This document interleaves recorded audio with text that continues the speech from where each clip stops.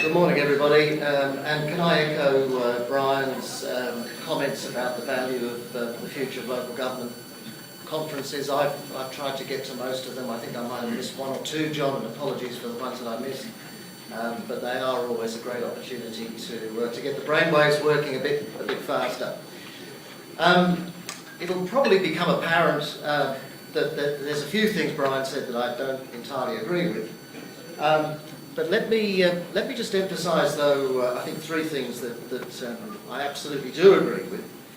The first one is that there is clearly no straight line relationship between population size and costs and efficiency in local government.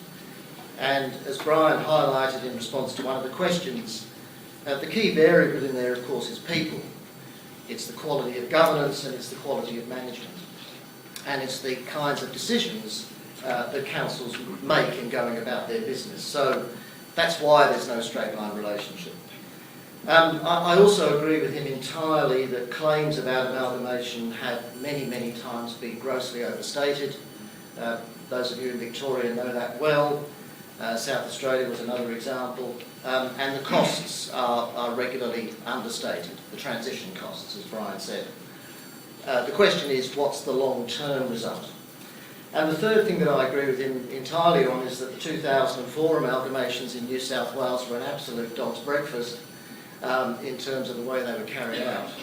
They were handled very badly, they were badly planned, there weren't proper business cases for what was done, and so on and so on. And there's no doubt that from research that we've done as part of the panel's work, that held back any benefits for some years longer. So it took longer for any benefits to emerge. However, I would just note that in the work that we've done speaking to all the councils that were involved in those 2004 amalgamations, none of them have expressed to us any kind of desire to go back.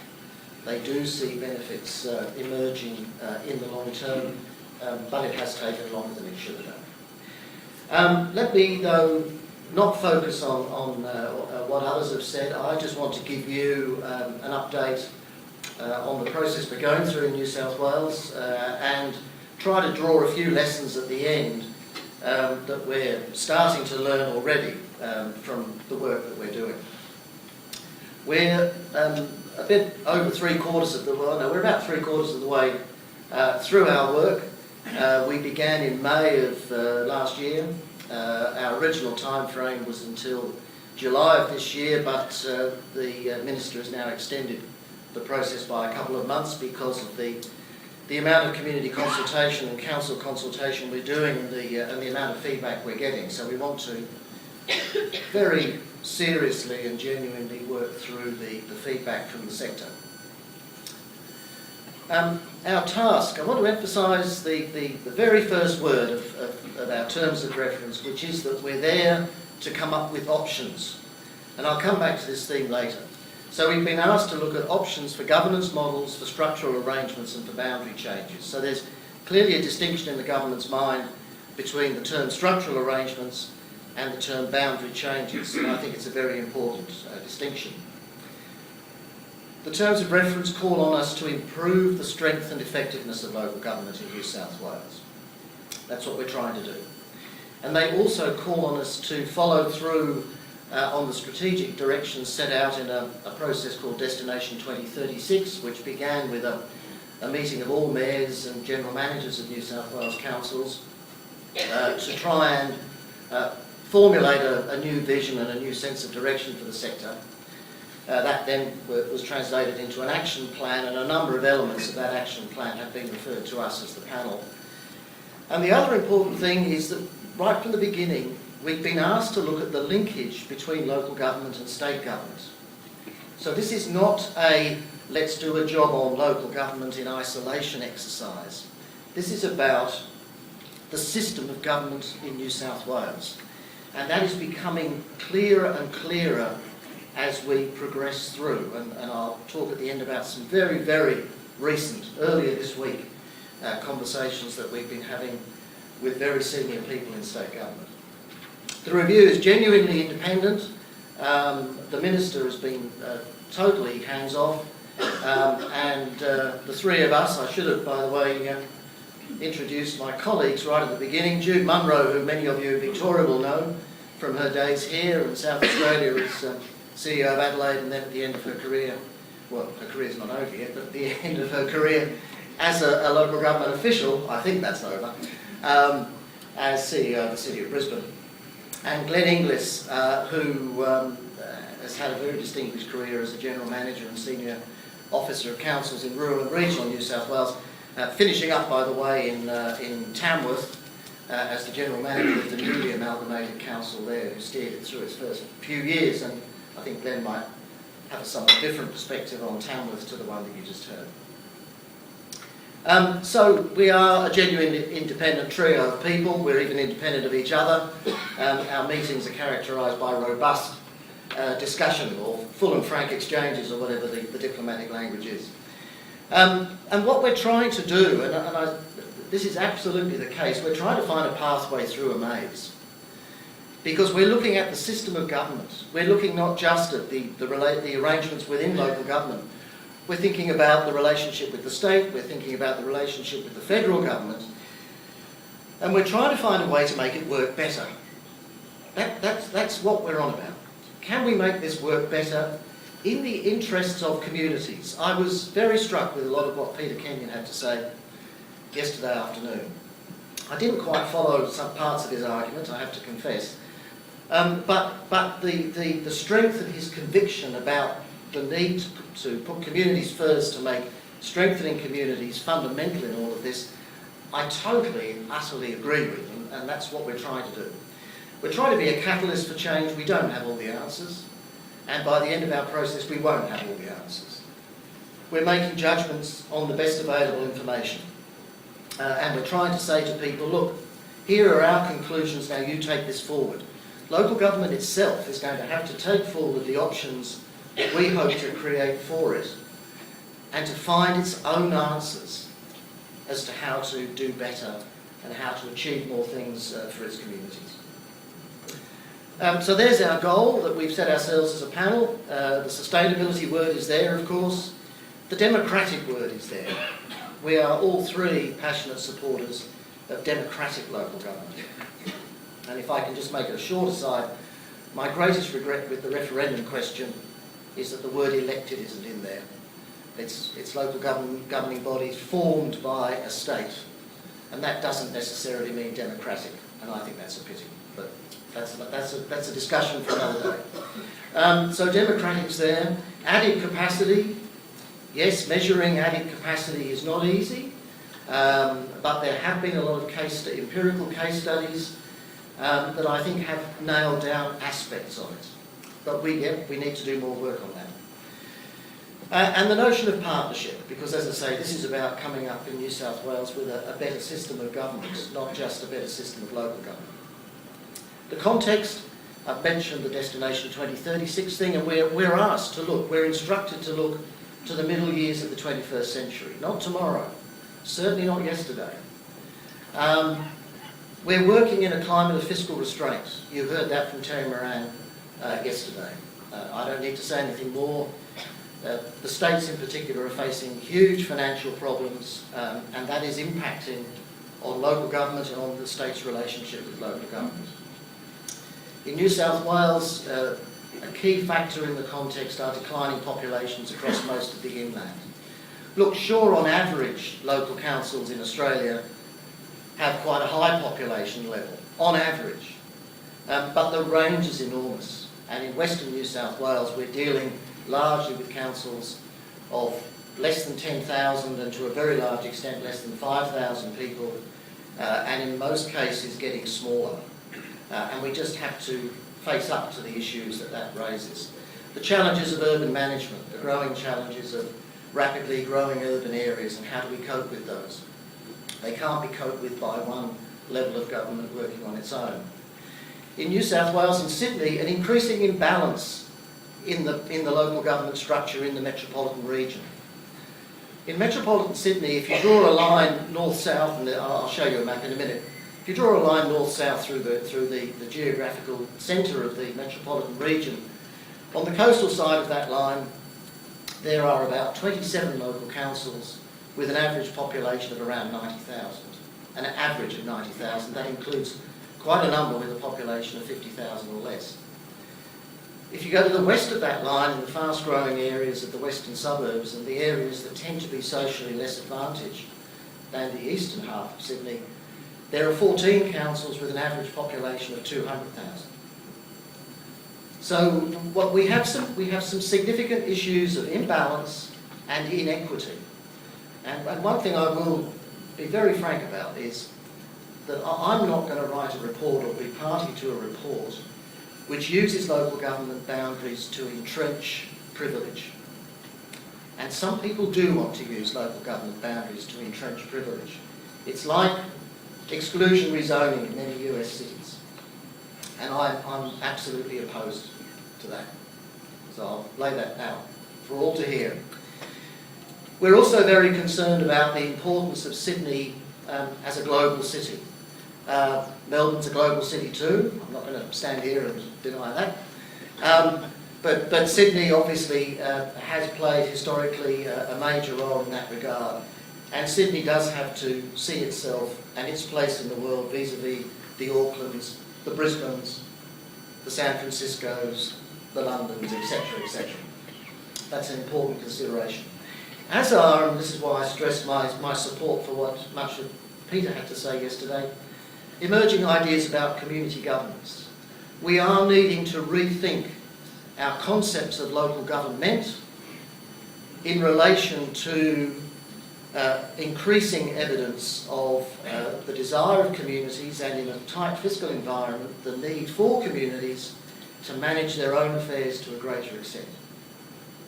And we have to think what the implications of that are for the way we structure local government and the way local government goes about its business. It's a very significant area of change in our operating environment. I've mentioned the state-local arrangements, and interestingly in New South Wales we've just had a new state-local government agreement signed into effect by the Premier and the Local Government Association, which says some very interesting things about partnerships and about the role of local government itself in driving significant change processes. And finally, bringing a lot of that together, we come to the vital importance of the regional dimension. If we are going to have a coherent system of government, the meeting place is most often at a regional level. And we need to think about the implications of that for local government as well. This is a diagram that I love putting up in lots of presentations, and John, as he said at the beginning, has allowed me to just divert a little bit from the detail of the New South Wales inquiry, but this is crucial stuff. Our federal system is changing. We started out with roughly equal Commonwealth and state governments. Local government was totally buried within the state governments, and of course not mentioned in the Constitution in 1901. We've now moved to a situation of a dominant, an utterly dominant federal government. The states would all fall over tomorrow without the grants from Canberra. Interestingly, most of local government wouldn't, but the states would. They're under severe challenge. And because of the growing federal influence and the changing balance between federal and state, local government now finds itself at the intersection of federal and state government, dealing regularly with federal agencies, being involved with things like the Regional Development Australia programs, etc., etc. You know all this stuff. But the implications of that for the way we think about local government and the way we organise local government are profound and need to be thought through very carefully by the sector. The other thing that we've emphasised strongly in New South Wales is the need to look at this as a whole system. This is not just about fiddling around with the middle box with councils and county councils and regional organisations and councils. This is about how local government relates to state and federal agencies, the regulatory framework within which it operates, how it relates to the Minister for Local Government and the department, what role the Local Government Association plays, where employee organisations and unions fit in. We've actually spent a lot of time talking to the unions in New South Wales, and what it means for training and skill-based organisations working with local government. All of that is in play. It's not just a simple matter of fiddling around with a few boundaries and a few clauses in the Local Government Act. The ripple effects go everywhere. Okay, and strategic capacity. Sorry, Brian, I'll say my bit about strategic capacity. Because we have set that as one of our fundamental goals, and as I say, it is based on empirical work, some of which has just been published internationally. And it is about coping with the challenges that our communities face in a rapidly changing and increasingly unpredictable environment. So it's how do we have robust local government and local governance, bearing in mind that community governance element. How do we have robust local government and governance that can take us forward in that kind of environment? Now, it's very, very hard to measure, of course, but it's important to think about it. That's my point. And to think about some of the dimensions of it, which do relate to the revenue base, which do relate to whether local government has the capacity to undertake new functions and major projects, whether it can employ an adequate range of skilled staff. One of the biggest constraints we have in New South Wales with 152 councils is finding enough skilled staff for all of them. We have a merry-go-round of skilled staff moving from council to council, getting bigger salaries in the process, good luck to them. But it is a merry-go-round. It's musical chairs, and when the music stops, at any given time, a number of councils are short of enough skilled staff. That's what's happening. We need to think about that. It's about knowledge, creativity and innovation, and that phrase was first mentioned, shock horror, in that Queensland Local Government Reform Commission report that a lot of people love to hate. But they talked about trying to establish organisations with knowledge, creativity and innovation. And it is about being a credible partner of state and federal agencies. And look, and as I've said already, we're not focused primarily or exclusively on economies of scale and cost-saving arguments. This is about government. This is about government and systems of government. It's not just about service delivery and the costs of service delivery. The T-Corp report, which you've heard about this morning, as you can see there, it has a scale that goes from very strong to distressed ratings in terms of financial sustainability. And its ratings are only about financial sustainability. Currently in New South Wales we have about 113 of 152 councils, so about 70%, rated moderate or stronger. But if you look at the right-hand bars, the grey-coloured bars, that's where the Treasury Corporation built in its outlook forecasts. And in 3 years' time, if those outlooks come to pass, the report is telling us that we will have 70, almost half of the councils rated weak, very weak or distressed. Now, as the Treasury Corp itself acknowledges in its report, the information on which these ratings are based came from councils themselves. Quite a lot of it is unaudited, and frankly, quite a lot of it is unreliable. This is a first pass attempt at looking at every council on a consistent basis. It will need to be updated. The data will need to be improved and reviewed and reanalysed on a regular basis. But it does set in context the financial situation, a financial snapshot of councils in New South Wales. And it has already begun to have some very significant policy benefits from a local government point of view. The State Treasurer has now realised that actually the financial situation of local government, and as Brian said, this was pointed out by Percy Allen 7 years ago now, but it's now registered because the Treasury Corp, the government's own organisation, has put this paper together. And it is therefore, I think, likely to prompt a rethink about a number of the financial settings around New South Wales local government. Now that's no consolation to those councils who believe they've been very badly done by, not properly consulted, or, etc., etc. But from a sector-wide point of view, let's not throw out the baby with the bathwater, because the baby is an improved understanding of the need to come to terms with the financial sustainability position of local government. And as a panel, we are trying to seize that opportunity and get that discussion going as rapidly as we possibly can. We went a bit broader than the Treasury Corporation's analysis, which was based, as I said, solely on financial sustainability benchmarks, and brought in further factors relating to population trends, relating to some other aspects of financial sustainability that they didn't look at in detail, particularly the strength of the underlying rating base of councils, and their dependence on grant funding, and some of the underlying socio-economic factors in the different regions of New South Wales, because all this, of course, depends on context. And what we found by doing that, and look, this is a partially subjective judgment, of course, is that basically west of the divide in New South Wales, as you can see, there are very few councils that with confidence you could say are sustainable in their current form and under current policy settings into the long term. So we've identified the ones that in various ways and to varying degrees could be described as being at risk.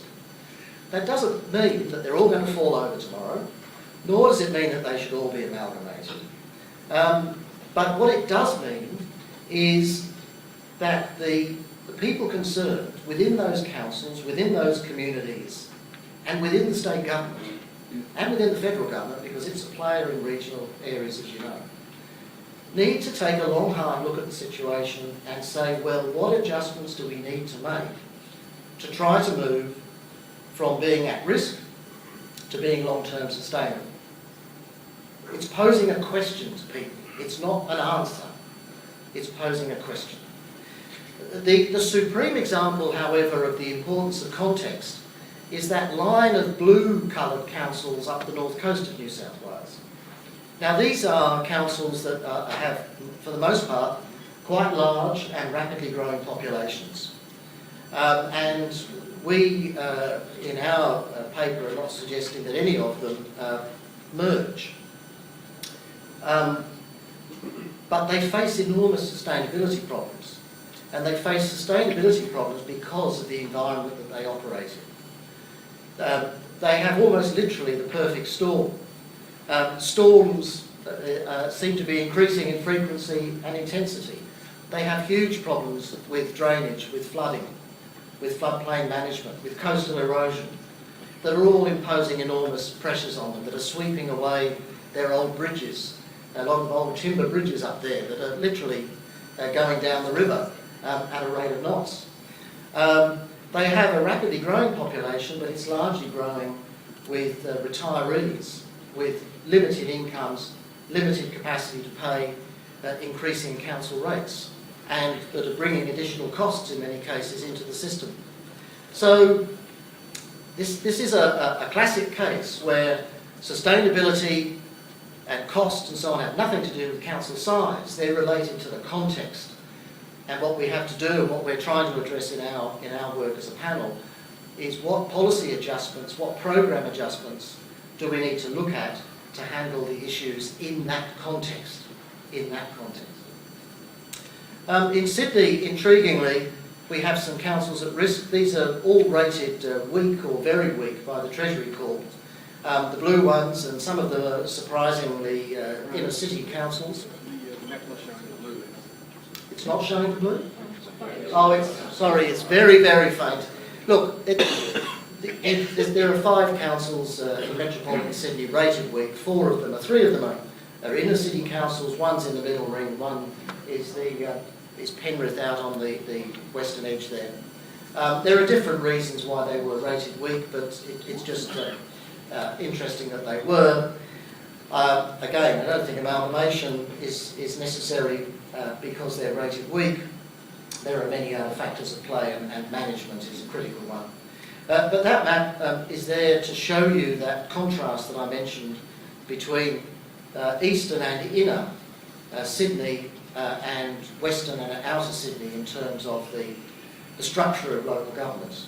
And as I said, there are quite a few councils in the inner and eastern suburbs and inner and lower North Shore areas that are small in population, small in area. They are often duplicating each other with service provision. We have a classic case in the inner south at the moment where a council is building a new central library a kilometre away from the neighbouring council's new central library. That kind of stuff. Someone made the remark at a meeting that I was at that several of the councils are putting in various forms of community Wi-Fi systems, but that's completely unnecessary because in Council X you can already use Council Y's Wi-Fi system. They're that close to each other. So look, there are issues of fragmentation and I think duplication and some inefficiencies there. But as I say, you also have issues of equity, which I think are very important. Okay, I'll whiz through the last bit because we're running behind. We in our report come up with a package of proposals. And I'll acknowledge frankly in just a moment, structural reform is part of the picture, but it's only part of the picture. We range across because we have to, because of the policy and contextual issues that I've been talking to you about. We range across issues of fiscal responsibility and financial management, the need to improve the rating system, issues about grant funding. With the Commonwealth and the states constrained in the next decade or more, as Terry Moran said, are we putting the grant funding in the right places where it's most needed? Or are we topping up councils that don't need a top-up? I think that's an important question. We're looking at a statewide finance agency. We have councils in New South Wales borrowing money in today's environment at 7 and 8%. In Queensland, I believe, and Greg and Simon can correct me if I'm wrong, through their central agency, councils are borrowing at about 3.5 to 4%. That's a huge financial consideration that needs to be addressed. We're looking at issues of better governance and particularly the role of mayors. I could talk about that for an hour or two. Improving our data. We have hopelessly inconsistent data in New South Wales. You can't compare like with any reliability, as the Treasury Corporation found. The regulation, local government is over-regulated. We're recommending ways to reduce the compliance burden. A whole new approach to remote area governance in the far west of New South Wales. The issues out there are completely different to those in most of the rest of the state, and yet currently we're operating a one-size-fits-all solution. That's just ridiculous. And we're proposing a radically new approach. The role of the Local Government Association, absolutely critical. Absolutely critical. And I know there's a very senior person from the association here, and I think he probably agrees with me that quite a lot needs to be done to transform the role of the association in New South Wales. And most importantly in many ways, complementary changes in the way the state government works. What are we doing what are we proposing on the structural reform front? We're proposing what we call a series of new look multi-purpose county councils. Now I do absolutely disagree with the suggestion that's come from a number of quarters that this is amalgamation by stealth. It's absolutely nothing of the sort. It's a recognition of the point that was made earlier that the existing framework of regional organisations and councils are not sufficiently robust to do the job that needs to be done, which is both to look at improvements in shared service delivery, but also improvements in the way councils work collaboratively in terms of strategic planning, advocacy for their regions, delivery of major infrastructure, planning of road networks, and all sorts of other things. And it's about facilitating better partnership working with state and federal governments. These are not large bureaucracies we're talking about. They are nimble, small groupings based, as Brian Bell has been suggesting, and agree totally with Brian on this, on councils of mayors coming together to really guide the future of their region and collaboration between their councils, but on a formal basis under the Local Government Act. In New South Wales we have existing provisions which are very flexible, and which we believe can be used more effectively. At the other end of the spectrum, we're proposing to add into the Local Government Act a whole new option of elected local boards. This is drawing to a large extent on experience in New Zealand and the UK with community boards, the new local boards in Auckland, parish councils and other forms of local councils in the UK. Because we believe passionately in the importance of maintaining local representation, of keeping the local in local government, and in finding a way to facilitate the development of community governance options, as I was saying earlier. We do propose some limited amalgamations of councils across the state, and at this stage these are options we're putting forward. Why are we proposing it? Two main reasons in the non-metro areas. One, because the research we've done tells us that the future of regions is bound up with that of the major regional centres that are currently almost the only focus of growth in non-metropolitan New South Wales west of the Divide. And we need to strengthen the role of those major regional centres, and in some cases adjusting the boundaries around them would be helpful in doing that. The other reason is because in some cases, again it's only in some cases, the evidence does suggest that amalgamations could improve the sustainability of some of the smaller councils. And we're talking very small here. We're talking councils of 6,000, 7,000, 8,000 or less. So we're not saying amalgamate a council of 20,000 with another council at all. So those are the two reasons that we're proposing it in some parts of the state. In the Sydney region, yes, we do propose what some people have called sweeping or drastic. I think it's actually quite modest. Mergers of councils down to about 15, between 15 and 18, that sort of number. And our rationale there is about equity, as I've mentioned. It is about reducing duplication. It's about making local representation effective. 40 years ago, there was a report similar to ours brought down, and they made the very astute observation all those years ago that it's one thing to have a local council to represent you.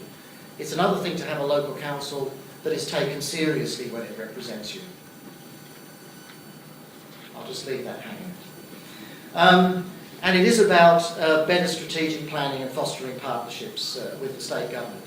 And in three cases, around the City of Sydney, the City of Parramatta and the City of Liverpool, we are proposing very major new councils, not on a Brisbane scale even. We're talking in the range 600,000 to 800,000 people. And the reason we picked those three for that is because of the state government's focus on driving Sydney as a global city and on implementation of the new metropolitan strategy. And we think there is a solid case in those instances on those grounds.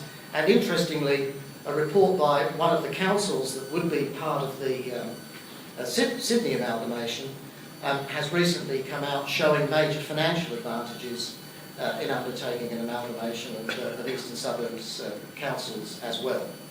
But that wasn't the driving force behind what we had in mind. So I need to wrap up. There's the map, and I don't have time to go through it all, but that's the map of what we're proposing in the non-metropolitan areas, the major regional centres, and the coloured ones surrounding those are where we think that some amalgamations or possibly just boundary changes are warranted to strengthen the regional centres. The county councils, I've said enough about that.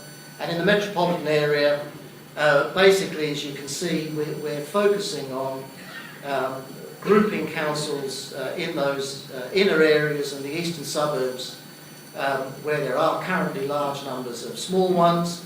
Around the fringes of the metropolitan area, we're not proposing any significant changes whatsoever, except perhaps for the Northern Beaches area, where we do believe there's a case to bring the three councils on the Northern Beaches together. But the big ones that are growing bigger all by themselves, Blacktown Council in Sydney, without any adjustments at all, will be more than half a million people by 2036. and obviously our view on that is we'll leave well enough alone.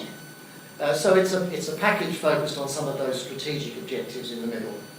And if I can just conclude very quickly, John, what are we learning at the moment? Well, unfortunately, in local government land, when you put out a report that has even one amalgamation in it, that's what everybody focuses on. And that's the reaction that we've been getting, and unfortunately that has overshadowed the 3/4 of the report, which says nothing whatsoever about amalgamations and talks about those other issues that I quickly listed out. We've had, I think, what I would describe as a predictable outcry from the usual suspects, which are mainly those small inner metropolitan councils. And I think, sadly, a lot of the response from local government has had a rear vision mirror flavour to it. I tried at the beginning of this presentation to suggest the forward-looking agenda and context that we are trying as a panel to come to terms with, and it is groping our way through that maze, as I mentioned. I just hope that over the coming months of our further consultation, we can get more people in local government similarly thinking about the longer term. One of the sad aspects of that, and I do say this with a high degree of sadness, we keep getting requests for more detail, and this is really reflecting a compliance culture in New South Wales local government, which has been bashed around for a long time, and expects to be given the whole answer on a do-it basis. Whereas what we're trying to do as a panel, and what we're asked to do as a panel, is to find new options. We're trying to open up the system of local government so that county councils can play a role, so that local boards can play a role, so that some amalgamations can play a role, and so that some councils can just get on with what they're already doing well. It's very hard to get across a message to people that we want to build more flexibility into the system, and we want people in local government to take ownership themselves and come back to us with ideas, with new models, with pilot projects and all the rest of it. On the other side of the fence, we're getting a very strong positive reaction from state agencies, and I've had discussions earlier this week at the highest levels of the state government, and there is a real enthusiasm for finding new ways of working with local government in strategic planning, in the Premier's department's regional coordination program, in joint efforts to achieve the outcomes of the state plan and so on. So there's a huge opportunity here, and my question at the end to you is this: will local government itself frame a coherent response to what we have to say, come forward with the new ideas we desperately want them to, and seize the opportunity that's on offer? Thank you.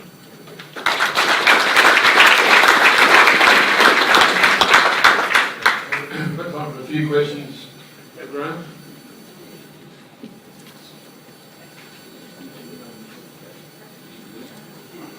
Hi, Sue Hamilton, Parker Council, South Australia. Councillors and mayors are elected by the people for the people. Elected local boards and local representatives, will they be elected by the people, or will they be appointments by state and federal governments? Elected by the people.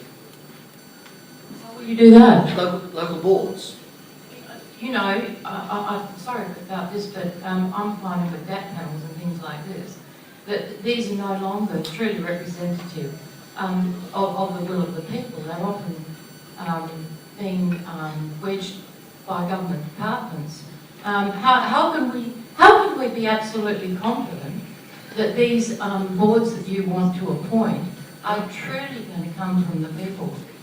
Well, because I don't want to appoint them. I want them to be elected just like councils are elected. I mean, the New Zealanders have been doing this since, the New Zealanders have been doing this since 1989. I mean, surely to God we can do it too. Juanita Wilson, Tamworth Regional Council. Graham, before I address you, could I defend our council? There were throwaway lines. We were the product of an unrequested amalgamation. So what I'd like to say is in relation to that is that Glenn Inglis, as you know, was our GM, and he came from one of the councils that was amalgamated with Tamworth.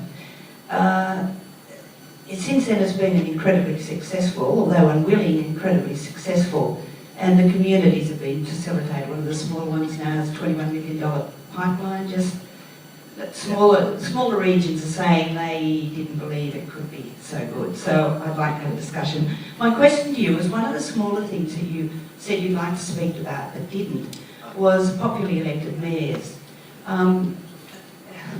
It's really important that mayors be respected by the council body. Somebody who's popular might not be a good leader, and therefore you're throwing a leader in to manage a body that they might not respect.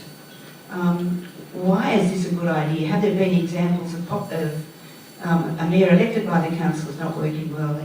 Anything I've got has shown it has. The third one is, you had Walker up there as being to work collaboratively with other councils. They were in that situation before, pulled out because it didn't work. Yeah. They're very sustainable, and you're not my council, and you're suggesting that they go back into a collaborative situation. It interests me. Obviously I echo your comments about Tamworth. That's my information too.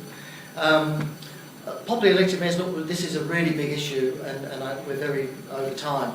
But look, essentially, the evidence from, and I've done a lot of research on this, the evidence from the UK, from New Zealand, from Queensland, from Tasmania, where this is established practice and has been for a long time, tells us that cases of very poor, people being elected, not poor, inappropriate people being elected, and cases of very disruptive standoffs between popularly elected mayors and the council are few and far between, very few and far between. And it also tells us that where there is a popularly elected mayor with a strong personal mandate, and where, and this is the important and this is what's missing in New South Wales at the moment, and where the responsibilities of that mayor are clearly articulated in the legislation, and the relationship of that mayor to the general manager or CEO is clearly articulated in the legislation, it works well. And there are many cases on the other side of the fence of mayors elected by a one-vote majority or out of the hat at council meetings being just as bad, just as disruptive as the possible downside of a popularly elected one. But we could talk about it for hours, and I'm happy to one day. Graham, Rob Campbell from Wagga Wagga City Council. Thanks for that presentation, and I personally have no objections or fears within your report. I actually agree with you that I think what you've put before us are ideas that, providing we take them on board and are willing to change them or suggest alterations in suit a particular circumstance, we shouldn't fear it. And I think that's the attitude we've got to try and get through. The one issue, though, that I am interested in is that's the state government's attitude, and whether or not you've got any feedback of the state government's attitude, particularly about its role in facilitating and/or paying part of the additional role that I now see that you're suggesting local government takes on, which is that regional strategic, particularly planning role, which traditionally has largely been a state government responsibility. And I don't want this to become a state government opportunity to cost shift. Yeah. Thank you. I thought the words cost shift would get mentioned sometime. Look, I honestly, I simply don't know the answer to the latter part of your question. All the indications that we've had from the state government people, and as I say, we're dealing at the level of the head of the Premier's department, so we're going as high as we can, and I'm sure we will discuss all this with the Premier before we're finished. That it is seeking a genuinely collaborative approach. Now, will it pick up the tab for everything? I don't think so. For the simple reason that state governments financially are going out backwards. And the Premier of New South Wales has just signed up to Gonski and signed up to NDIS. Local governments, I'll put perhaps a radical point of view here and then try to escape at morning tea. Local government has a very strong revenue base. The evidence since the GFC is that local government's revenue has held up much better than the revenue of state and federal governments because, as the Henry report said, taxation of land is one of the strongest ways of raising revenue. And I do believe, and I say this sincerely, I do believe that whilst we have had problems with cost shifting in the past, and I was involved in the cost shifting inquiry back in whenever it was, we also do have to accept as local government that we are government, and that if we want to have a strong voice in the system, in some areas we will have to stump up some more cash as part of collaborative efforts and have to work our own revenue base a bit harder. Look, perhaps in the interest of keeping to the schedule, so we might just call it quits there. As Graham said, we could discuss this for hours, and we just don't have the time to have 20 questions at the moment. So, can I suggest that you catch up with Graham at morning tea, or I'm escaping. Okay. So, no, I'm kidding. So, thank you very much.